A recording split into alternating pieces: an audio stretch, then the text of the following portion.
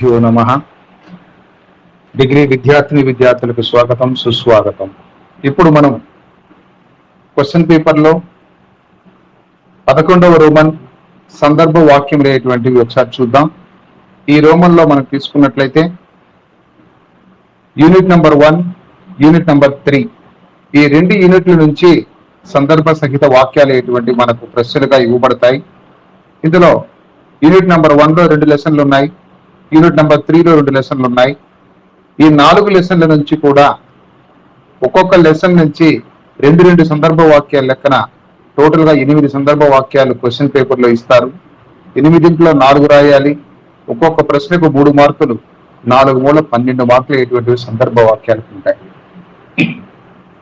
అయితే వీటిలో మొట్టమొదటి పాఠ్యభాగం ఆర్య పాదుకాభిషేక. ఈ పాఠ్యభాగంలో మొదటి సందర్భ వాక్యాన్ని మనం ఇక్కడ చూద్దాం. నహి జీవితస్తస్య వనం ఆగంతుమర్హసి. ఇది ప్రశ్న. దీనికి కౌపరిచయం. ఈ వాక్యం ఆదికవి వాల్మీకి చేత రచింపబడిన రామాయణ మహాకావ్యంలోని అయోధ్యాకాండం నుంచి గ్రహించబడినటువంటి ఆర్య పాదుకాభిషేక అను పాఠ్యభాగం నుంచి స్వీకరించబడినది. సందర్భం: శ్రీరాముడు తన సమీపానికి వచ్చేటువంటి తమ సోదరుడైనటువంటి భరతుణ్ణి తన ఒడిలో కూర్చుండబెట్టుకొని తండ్రి యొక్క కుశలముల గురించి ఆదరముతో ఏకాగ్ర చిత్తంతో ఈ విధంగా ప్రశ్నించిన సందర్భంలోనిది. భావం: నాయన భరత, మన తండ్రి దశరథ మహారాజు గారు ఇప్పుడు ఎక్కడున్నారు? అయినను నీవెందుకు వచ్చితివి? తండ్రి జీవించి ఉన్నాడు కదా. ఎందుకంటే తండ్రి జీవించి ఉండగా నీ అరణ్యానికి వచ్చుటకు తగిన వాడవు కాదు కదా అన్నాడు. రెండవ ప్రశ్న: దుఃఖ శోకాభిభూతస్తు రాజా త్రిదివమభ్యగాత్. కవి పరిచయం. ఈ వాక్యము ఆదికవి వాల్మీకి చేత రచింపబడిన రామాయణ మహాకావ్యంలోని అయోధ్యాకాండం నుంచి గ్రహించబడిన ఆర్య పాదుకాభిషేక అను పాఠ్యభాగం నుంచి స్వీకరింపబడినది. సందర్భం: శ్రీరాముడు తన సమీపానికి వచ్చిన భరతుణ్ణి తన ఒడిలో కూర్చుండబెట్టుకొని తండ్రి యొక్క కుశలాలు గూర్చి ఆదరముతో ప్రశ్నించగా భరతుడు ఈ విధంగా తెలుగు సందర్భంలోని. భావం: ఓ రామా, శ్రీరామచంద్ర, నీవు సీతాలక్ష్మణులతో కలిసి అరణ్యానికి వెళ్ళగానే మన తండ్రి దశరథ మహారాజు గారు మిక్కిలి దుఃఖించి పుత్రశోకంతో మరణించాడు చెప్పారు. మూడవ సందర్భ వాక్యం: దదామి తవైవాహం భుంక్ష్వా రాజ్యమకంటకం. కవి పరిచయం అనేటువంటిది అన్నింటికి కూడా ఈ పాఠ్యభాగంలో సేమే. మరలా కవి పరిచయం చెప్పవలసిన పని లేదు. సందర్భాన్ని ఒకసారి చూద్దాం మనం. శ్రీరాముడు భరతుడి ద్వారా తండ్రి మరణ వార్తను విని గంగానదికి వెళ్లి తండ్రికి ఉత్తర క్రియలను చేసి ఆశ్రమానికి తిరిగి వచ్చి సోదరులతో పాటు మౌనంగా ఉండగా భరతుడు ఈ విధంగా మాట్లాడుతున్న సందర్భంలో ఇది. భావం: ఓ రామా, నా తల్లి తాను చేసినటువంటి పనికి పశ్చాత్తాపడుతున్నది. నా తల్లి ద్వారా నాకు సంక్రమించిన రాజ్యమంతా నేను నీకు సమర్పించుచున్నాను. ఈ నిష్కంటకమైన రాజ్యాన్ని అనుభవించుము అన్న. ఇక నాలుగో సందర్భ వాక్యం: సత్యే లోకః ప్రతిష్ఠితః. సత్యమునందే లోకమంతా ప్రతిష్టబడి ఉన్నది. కవి పరిచయం యథాప్రకారంగా పైదాని వలె. సందర్భం అనే దాన్ని చూద్దాం. శ్రీరాముడు భరతునికి సత్యం యొక్క విశిష్టతను ఉద్దేశించి ఈ విధంగా పలుకు సందర్భంలోనిది. భావం: ఓ భరత, ఈ రాజధర్మము సత్యస్వరూపము. రాజు సత్య ప్రవర్తనుడు అయినట్లయితే రాజ్యంలోని ప్రజలందరూ కూడా సత్య మార్గములనే అనుసరించగలరు. ఎందుకంటే లోకమంతయు కూడా సత్యం మీదనే ఆధారపడి ఉన్నది కదా. ఐదవ ప్రశ్న: సత్య మూలాని సర్వాణి సత్యాన్నాస్తి పరం పదం. కవి పరిచయం పైదాని వల్లే యథాప్రకారంగా. సందర్భం చెప్తున్నాడు. శ్రీరాముడు భరతునికి సత్యం యొక్క విశిష్టతను ఉద్దేశించి ఇట్లు పలికిన సందర్భంలోనిది. భావం చెప్తున్నాడు. ఈ లోకంలో సత్యమే భగవత్ స్వరూపం. సంపదలన్నీ సత్యం మీదనే ఆధారపడి ఉన్నవి. అన్నింటికీ మూలం సత్యమే. సత్యం కంటే శ్రేష్టమైనది మరి ఒకటి లేనే లేదు కదా. ఆరవ సందర్భ వాక్యం, ఏదేహి సర్వలోకస్య యోగక్షేమం విధాస్యత. కవి పరిచయం పైదాని వల్లే. సందర్భం, అయోధ్య నగరానికి రావడానికి అయిష్టతను ప్రకటించిన సూర్యకాంతితో సమానమైన తేజస్సు కలిగిన శ్రీరామచంద్రునితో తమ సోదరుడైనటువంటి భరతుడు ఇట్లు పలికిన సందర్భంలో భావం, ఓ రామా, ఈ బంగారు పాదుకలను అధిరోహించి నాకు అనుగ్రహించు. అవియే సమస్త లోకాలకు కూడా యోగక్షేమాలను కలిగింపగలవు అని చెబుతున్నారు. ఇది మొదటి పాఠ్యభాగంలోని 6 సందర్భ వాక్యాలు. ఇక రెండవ పాఠ్యభాగం యక్ష ప్రశ్నాహ. ఈ పాఠ్యభాగంలో కూడా ఒక 6 సందర్భ వాక్యాలు ఉన్నాయి. వాటిలో మొదటి సందర్భ వాక్యాన్ని చూద్దాం. ధర్మశ్చాస్తం నయతి చ సత్యే చ ప్రతిష్టతి. కవి పరిచయం, ఈ వాక్యము వేదవ్యాస మహర్షి రచింపబడిన మహాభారతంలోని వనపర్వం నుంచి స్వీకరించబడిన యక్ష ప్రశ్నాహ అను పాఠ్యభాగంలోనిది. సందర్భం, యక్ష ప్రశ్నలో భాగంగా యక్షుడు ధర్మరాజుతో సూర్యుని ఉదయింపచేయనిది ఏది, అతని చుట్టూ తిరుగు వారెవరు, ఎవడు వారిని అస్తమింపచేయుచున్నాడు, ఆ సూర్యుడు దేని యందు స్థిరంగా ఉన్నాడు అని ప్రశ్నించగా ధర్మరాజు ఇట్లు సమాధానమిచ్చు సందర్భంలో భావం, ధర్మమే సూర్యుని అస్తమింపచేయుచున్నది, సత్యమునందే సూర్యుడు స్థిరముగా ఉన్నాడు. తరువాత రెండవ ప్రశ్న, బుద్ధిమాన్ వృద్ధ సేవయా. వృద్ధులకు సేవ చేయడం ద్వారా బుద్ధిమంతుడవుతున్నాడు. కవి పరిచయం, ఈ వాక్యము వేదవ్యాస మహర్షి రచింపబడిన మహాభారతంలోని వనపర్వం నుంచి స్వీకరింపబడిన యక్ష ప్రశ్నాహ అను పాఠ్యభాగంలోనిది. సందర్భం, యక్ష ప్రశ్నలలో భాగంగా యక్షుడు ధర్మరాజుతో మనుజుడు సహాయవంతుడు ఎట్లగుచున్నాడు, బుద్ధిమంతుడు ఎట్లగుచున్నాడు అని ప్రశ్నించగా ధర్మరాజు ఇట్లు సమాధానం ఇచ్చే సందర్భంలో భావం, ధైర్యం కలిగి ఉండు చేత మనుజుడు తోడుగలవాడగుతున్నాడు, వృద్ధులకు సేవ చేయడం చేత బుద్ధిమంతుడగుచున్నాడు. మూడవ ప్రశ్న, అస్మనో హృదయం నాస్తి నదీ వేగేన వర్ధతే. రాయికి హృదయం లేదు, నది వేగం చేత పెరుగుతుంది అంటున్నాడు ప్రశ్న.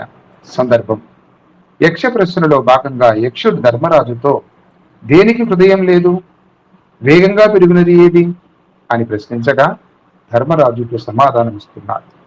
భావం, రాతికి హృదయం లేదు, నది వేగంగా పెరుగుతుంది. నాలుగో సందర్భ వాక్యం, లాభానాం శ్రేయ ఆరోగ్యం సుఖానాం దృష్టిరుత్తమా. కవి పరిచయం పైదాని వలె. సందర్భం, యక్ష ప్రశ్నలో భాగంగా యక్షుడు ధర్మరాజుతో లాభాల లేకల్లా శ్రేష్టమైనది ఏది, సుఖాల లేకల్లా ఉత్తమమైనది ఏది అని ప్రశ్నించగా ధర్మరాజు ఇట్లు సమాధానం ఇచ్చు సందర్భంలో భావం, లాభాల లేకల్లా శ్రేష్టమైనది ఆరోగ్యం, సుఖాల లేకల్లా కూడా ఉత్తమమైనది తృప్తి. ఐదవ సందర్భ వాక్యం, లోభం హిత్వా సుఖీ భవేత్. లోభమును విడిచినట్లయితే సుఖవంతుడగను అనేటువంటిది ప్రశ్న. దీనికి కవి పరిచయం పైదాని వలె. సందర్భం, యక్ష ప్రశ్నలో భాగంగా యక్షుడు ధర్మరాజుతో దేనిని విడిచిపెడితే మానవుడు ధనవంతుడగును, దేనిని విడిచిపెడితే సుఖముగా జీవించును అని ప్రశ్నించగా ధర్మరాజుకు సమాధానం ఇచ్చే సందర్భంలోని భావం, మానవుడు కామమును అంటే కోరికను విడిచిపెట్టినట్లయితే ధనవంతుడగుచున్నాడు, లోభమును విడిచిపెట్టినట్లయితే సుఖవంతుడగును. ఆరో సందర్భ వాక్యం, బహుమిత్రకర సుఖం వసతే యశ్చ ధర్మరత స గతిం లభతే. ఆరవ సందర్భ వాక్యం, కవి పరిచయం, ఈ వాక్యం వేదవ్యాస మహర్షి రచింపబడిన మహాభారతంలోని వనపర్వం నుంచి స్వీకరించబడిన యక్ష ప్రశ్నాహ అను పాఠ్యభాగంలోనిది. సందర్భం. యక్ష ప్రశ్నలో భాగంగా యక్షుడు ధర్మరాజుతో అధికమైన మిత్రులు కలవాడు ఏమి పొందును, ధర్మరథుడు ఏమి పొందును అని ప్రశ్నించగా ధర్మరాజు ఇట్లు సమాధానం ఇచ్చే సందర్భంలో, అధికమైన మిత్రులు కలవాడు సుఖమును పొందును, ధర్మరథుడు సద్గతిని పొందును అంటే మోక్షాన్ని పొందుతాడు అని చెబుతున్నాడని. ఇవి 6 సందర్భ వాక్యాలు ఎటువంటివి రెండవ పాఠ్యభాగంలో. ఇక మూడవ పాఠ్యభాగం సందర్భ వాక్యాలకు మూడవ పాఠ్యభాగం అంటే మూడవ యూనిట్ లో మొదటి పాఠ్యభాగం అత్యుత్కటై పాప పుణ్యై ఇహ ఇవ ఫలమస్నుతే. పాఠ్యభాగం పేరు, గద్య భాగంలో మొదటి పాఠ్యాంశం. ఇందులో ఉన్నటువంటి మొదటి సందర్భ వాక్యాన్ని మనం చూద్దాం. అధునా తవానుచరేణ మయా సర్వతా భవితవ్యం. ప్రశ్న, కవి పరిచయం. ఈ వాక్యము నారాయణ పండితుని చేత రచింపబడిన హితోపదేశము అను గ్రంథములోని మిత్రలాభం అను భాగం నుంచి స్వీకరించబడిన అత్యుత్కటై పాపపుణ్యై ఇహ ఇవ ఫలమస్నుతే అను పాఠ్యభాగంలోనిదే. సందర్భం. చంపకవతి అనే అరణ్యంలో జింక, కాకి మిక్కిలి స్నేహంతో నివసిస్తూ ఉన్నవి. ఒకనాడు జింక వనములో స్వేచ్ఛగా విహరిస్తూ ఉండగా ఒక నక్క దానిని చూచి తన మాంసాన్ని తినదలిచి దానికి మాయమాటలు చెప్పి నమ్మించి ఇట్లు పలికిన సందర్భంలోనిది. భావం. మిత్రమా, నేను ఇప్పుడు అన్ని విధాల నీ అనుచరునుగా ఉందును కదా. ఇక రెండవ సందర్భ వాక్యం అకస్మాత్ అగంతునా సహమైత్రి నయుక్త. అకస్మాత్తుగా వచ్చేటువంటి వారితో స్నేహం చేయరాదు. కవి పరిచయం యథాప్రకారంగా అన్నింటికి కూడా ఒకే కవి పరిచయమే కాబట్టి మరలా మనం చెప్పవలసిన పని లేదు. సందర్భ వాక్యాన్ని చూద్దాం. క్షుద్ర బుద్ధి అనున్నక్క జింకకు విశ్వాసమును కలిగించి దానితో స్నేహం చేసి సఖ్యతగా ఉంటూ దాని నివాస స్థానానికి వెళ్ళింది. ఆ సమయంలో వృక్షము పైన ఉన్న సుబుద్ధి అని పేరు గల కాకి తన మిత్రుడైన జింక వెంట వచ్చినటువంటి నక్కను చూచి తన మిత్రునితో ఇట్లు హితువు పలికిన సందర్భంలో. భావం. మిత్రమా, హఠాత్తుగా కొత్తగా వచ్చిన వారిని వారితో స్నేహం చెయ్యరాదు. మూడవ ప్రశ్న గృహమాగతే అరావపి ఆతిథ్యం కార్యముచితం. గృహం ఆగతే అరావపి ఆతిథ్యం కార్యముచితం. ఇంటికి వచ్చిన వారికి ఆతిథ్యముని ఇవ్వాలి. కవి పరిచయం పైదాని వలె. సందర్భం.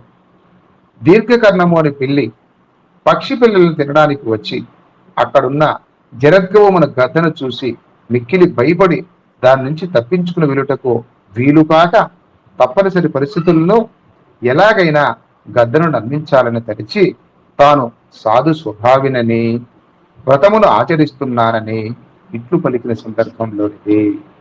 భావం. ఇంటికి వచ్చిన శత్రువు కూడా అతిథి సత్కారము చేయవలేను కదా. నాలుగో సందర్భ వాక్యం అహింస పరమో ధర్మ. అహింసయే మిక్కిలి ధర్మము. దీనికి కౌపరిచయం పైదాని వలె. సందర్భం. దీర్ఘకర్ణము అని పిల్లి పక్షి పిల్లలను తినడానికి వచ్చి అక్కడున్న దిరత్వం అనే గద్దను చూసి మిక్కిలి భయపడి దాని నుంచి తప్పించుకుని వెళ్ళుటకు వీలు కాగా ఎలాగైనా గద్దను నమ్మించాలని తలచి తాను సాధు స్వభావినని వ్రతమును ఆచరిస్తున్నానని నమ్మబలుకుతూ ఇట్లు పలికిన సందర్భంలోనే. భావం. అహింసయే పరమధర్మము అంటే మిక్కిలి శ్రేష్టమైన ధర్మము అని చెబుతున్నారు. ఐదవ సందర్భ వాక్యం సుహృద్ధర్మ ఏక ఏవ నిధనేవి అనుయాతే. కౌపరిచయం సేమ్, సందర్భం కూడా సేమ్, భావం ఒకటే. మనం ఇక్కడ అదనంగా చెప్పుకోవాల్సి ఉంది. స్నేహం ఒక్కటే మరణమునందు కూడా మనల్ని అనుసరించును అని స్నేహం యొక్క గొప్పతనాన్ని, స్నేహితుని యొక్క గొప్పతనాన్ని చెబుతున్నాడు ఇక్కడ. ఆరో సందర్భ వాక్యం అజ్ఞాత కులశీలస్య వాసో నదేయ. పరిచయం లేటువంటి వ్యక్తికి నివాసం ఇవ్వకూడదని చెప్తున్నాడు. సందర్భ వాక్యం క్షుద్ర బుద్ధి అనున్నక్క జింకకు విశ్వాసం కలిగించి దానితో స్నేహం చేసి సఖ్యతగా ఉంటూ దాని నివాస స్థానానికి వెళ్ళింది. ఆ సమయమున వృక్షము పైన ఉన్న సుబుద్ధి అని పీడుకల కాకి తన మిత్రుడైన జింక వెంట వచ్చిన నక్కను చూచి తన మిత్రునికి ఇట్లు హితువు పలికిన సందర్భంలోనిది భావం చెప్తుంది. కులశీలములు తెలియని వారికి ఎప్పుడూ కూడా వసతిని ఇవ్వరాదు, కల్పించరాదు. అంటే ఎప్పుడు కూడా పరిచయం లేనటువంటి వాడెవడో మనకు తెలియనటువంటి వాని వ్యక్తికి మన ఇంటిలో నివాసం కల్పించకూడదు, ఆశ్రయాన్ని ఇవ్వకూడదు అని చెప్పి చెబుతున్నారు.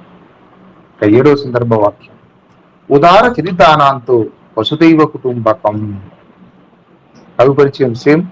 సందర్భ వాక్యము, సుబుద్ధి అని పేరు గల కాకి తన మిత్రుడైన జింకతో వచ్చిన క్షుద్రబుద్ధి అనే పేరు గల నక్కను చూచి, మిత్రమా, కొత్తగా వచ్చిన కులశీలములు తెలియని వారికి ఎప్పుడు కూడా నివాసం కల్పించరాదు అని చెప్పారు. అప్పుడు నక్క కాకిని ఉద్దేశించి ఇట్లు పలికిన సందర్భంలోనిది భావం. ఇతడు నావాడు పరాయివాడు అనే అల్పులకు మాత్రమే ఉంటుంది, ఉదార చిరుతులకు ఈ లోకమంతా వసుదైవ కుటుంబం కదా అని భావం చెబుతుంది. ఇక 8వ సందర్భ వాక్యం, మధు తిష్టతి జిహ్వాగ్రే హృది హలాహలం విషం. కవి పరిచయం సేమ్. సందర్భం, సుబుద్ధి అనే కాకి తన మిత్రుడైన జింకతో ప్రియమును పలుకుతూ కీడును తలపెట్టు వారిని ఉద్దేశించి పలికిన సందర్భంలోనిది భావం.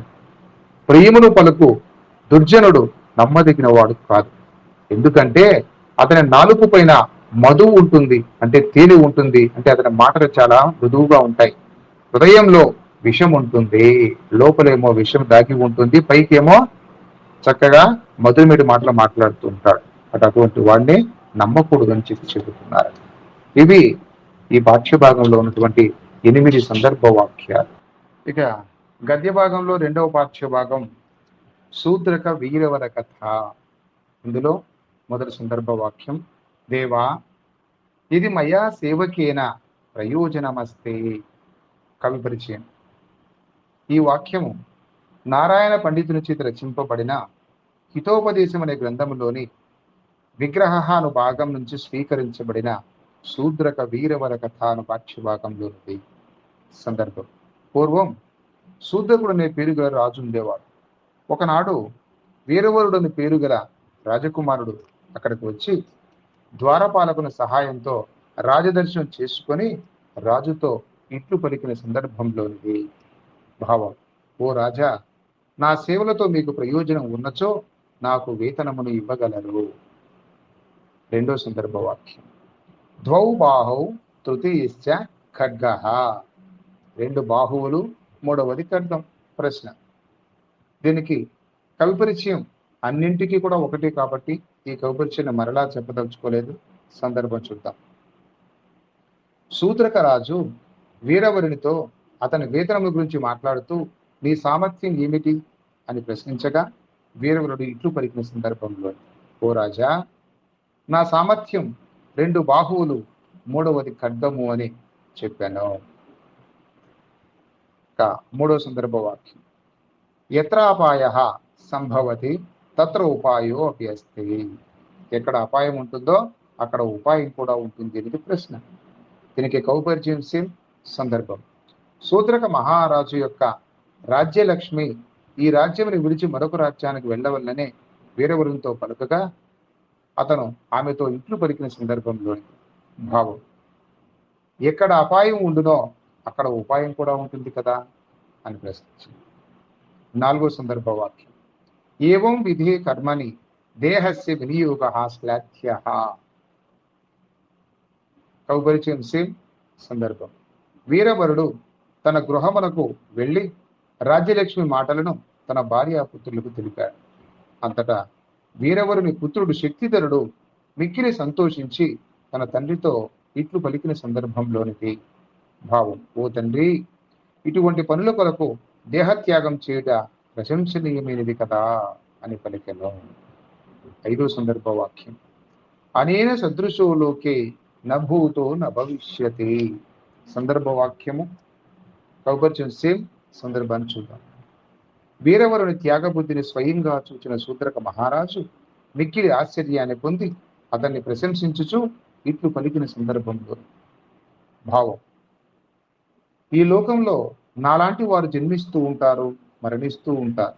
కానీ వీరవరునితో సమానమైన వాడు ఈ లోకంలో ఇంతవరకు లేడు, ఇక భవిష్యత్తులో ఉండబోడు అని పలికెను. ఇక 6వ సందర్భ వాక్యం, జీవనాంతోపి తవ రాజ్యభంగో నాస్తి. జీవితాంతం వరకు కూడా నీ రాజ్య పదవికి ఎటువంటి భంగము లేదు.